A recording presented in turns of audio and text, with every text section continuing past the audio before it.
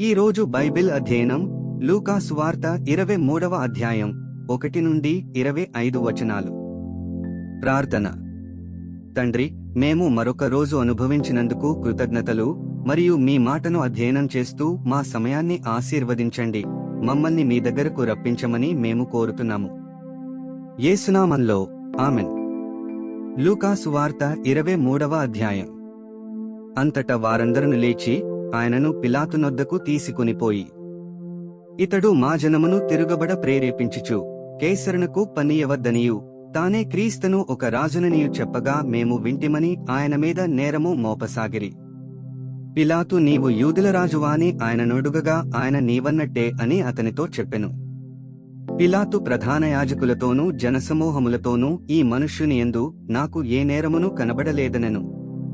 అయితే వారు, ఇతడు గలిలయ దేశము మొదలుకుని ఇంతవరకును యూదేయ దేశమందంతట ఉపదేశించుచు ప్రజలను రేపుచున్నాడని మరింత పట్టుదలగా చెప్పిరి.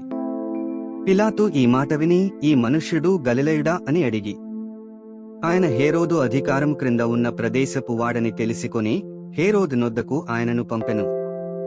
హేరోదు ఆ దినములలో యెరూషలేములో ఉండెను. హేరోదు యేసును చూచి మిక్కిలి సంతోషించెను. ఆయనను గూర్చి చాలా సంగతులు విన్నందున ఆయన ఏదైనను ఒక సూచక క్రియ చేయగా చూడనిరీక్షించి బహుకాలము నుండి ఆయనను చూడగోరెను. ఆయనను చూచినప్పుడు చాలా ప్రశ్నలు వేసినను ఆయన అతనికి ఉత్తరమేమియూ ఇయ్యలేదు.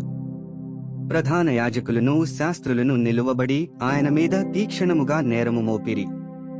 హేరోదు తన సైనికులతో కలిసి ఆయనను తృణీకరించి అపహసించి ఆయనకు ప్రశస్తమైన వస్త్రము తొడిగించి పిలాతునొద్దకు మరల పంపెను. అంతకుముందు హేరోదును పిలాతును ఒకనికొకడు శత్రువులయుండి ఆదినముననే ఒకనికొకడు మిత్రులైరి.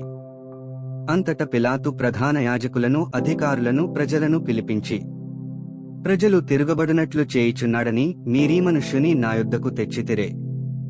ఇదిగో, నేను మీ ఎదుట ఇతనిని విమర్శింపగా మీరితని మీద మోపిన నేరములలో ఒక్కటైనను నాకు కనబడలేదు. హేరోదునకు కూడా కనబడలేదు. హేరోదు అతని మా యొద్దకు తిరిగి పంపెను గదా, ఇదిగో, మరణమునకు తగినదేదియూ ఇతడు చేయలేదు. కాబట్టి నేనితనిని శిక్షించి విడుదల చేయుదునని వారితో చెప్పగా, వారందరూ వీనిని చంపివేసి మాకు బరబ్బను విడుదల చేయమని ఏకగ్రీవముగా కేకలు వేసిరి.